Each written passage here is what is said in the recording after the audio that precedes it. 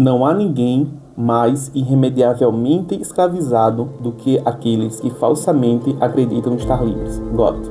Essas palavras foram escritas por Goethe há quase 200 anos, mas talvez sejam mais relevantes em nossa época do que na dele, pois muitas pessoas acreditam que vivemos em uma sociedade livre simplesmente porque o Ocidente não se transformou em um inferno distópico como no livro retratado 1984 de George Orwell.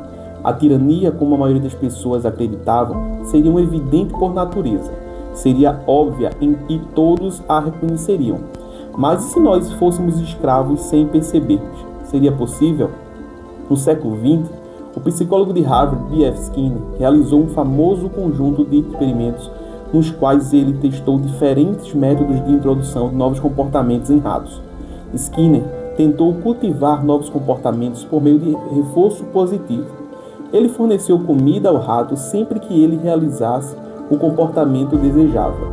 Em outro conjunto de experimentos, ele tentou enfraquecer ou eliminar certos comportamentos por meio de punição.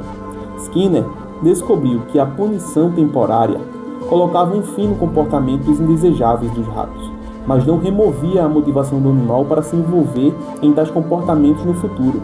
O comportamento punido provavelmente desapareceria depois que as consequências punitivas fossem retiradas. Comportamentos que eram condicionados por meio do reforço positivo, por sua vez, eram mais duradouros e levavam a mudanças de longo prazo nos padrões comportamentais do animal. Ou seja, é mais eficaz você ir condicionando aos poucos através de estímulos do que tentar parar um comportamento mesmo que através da dor.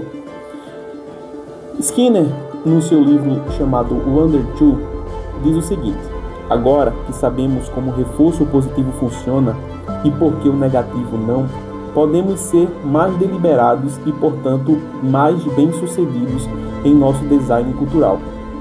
Podemos atingir um tipo de controle sobre o qual os controlados ainda assim se sentem livres. Eles estão fazendo o que querem fazer, não o que são forçados a fazer. Essa é a fonte do tremendo poder do reforço positivo. Não há restrição nem revolta. Por um design cuidadoso, controlamos não o comportamento final, mas a inclinação para se comportar, os motivos, os desejos, as vontades. O curioso é que, nesse caso, a questão da liberdade nunca surge.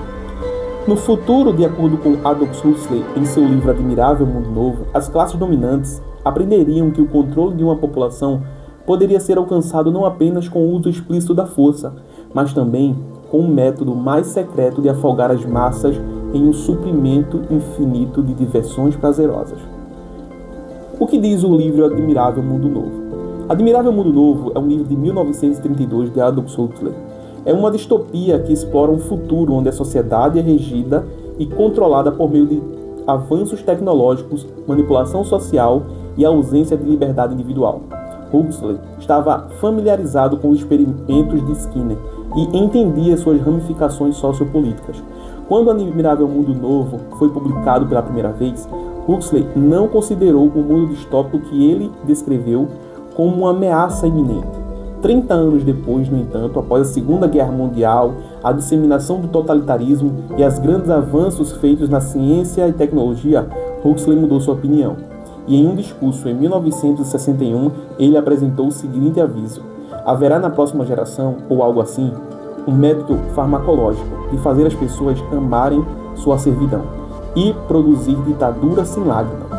Por assim dizer, produzindo um tipo de campo de concentração e dolor para as sociedades inteiras, de modo que as pessoas de fato terão as suas liberdades tiradas delas, mas irão, em vez disso, aproveitar, porque elas serão distraídas de qualquer desejo de se rebelar por propaganda ou lavagem cerebral aumentada por métodos farmacológicos. E esta parece ser a revolução final. Quais os pontos a serem analisados em Admirável Mundo Novo? Controle social e biológico desde o nascimento. No livro, os cidadãos são colocados em castas: alfas, betas, gamas, deltas e y. As pessoas são educadas desde cedo para aceitar o seu lugar na sociedade e amar as suas tarefas, o que elimina o conflito interno ou o desejo de mudança. A sociedade de consumo. A felicidade é mantida através do consumo constante.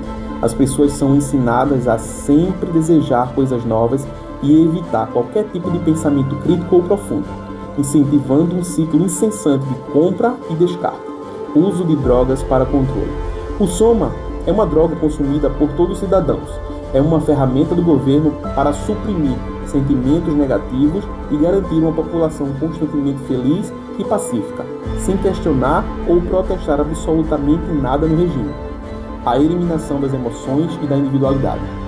A sociedade suprime emoções profundas e ligações afetivas e relações pessoais significativas. Sendo assim, a ideia de família não existe e é repulsiva.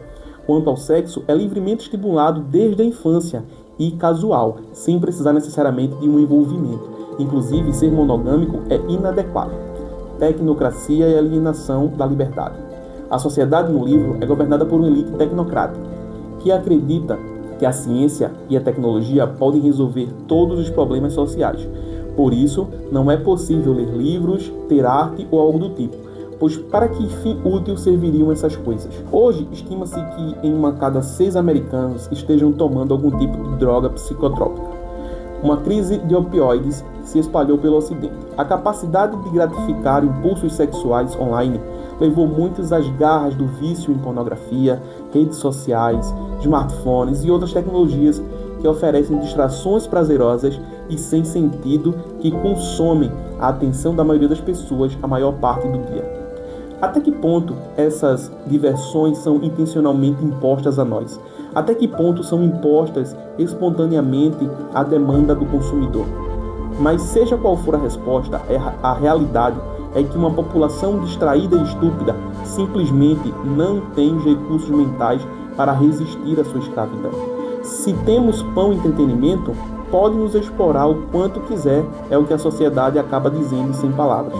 Até que o grito moderno de "dê-me televisão e hambúrguer, mas não me incomode com as responsabilidades da liberdade", seja substituído pelo grito de "dê-me liberdade ou dê-me a morte", a liberdade não prevalecerá. Se as tendências atuais continuarem, a humanidade pode em breve se dividir em 2 grupos. Haverá aqueles que acolherão sua servidão prazerosa e aqueles que escolherão resistir a ela para manter não apenas a sua liberdade, mas sua humanidade.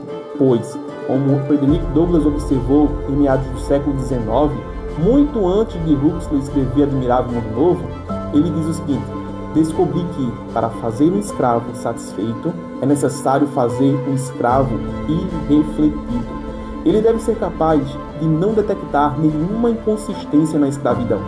Ele deve ser levado a sentir que a escravidão é certa, e ele só pode ser levado a isso quando deixar de ser um homem.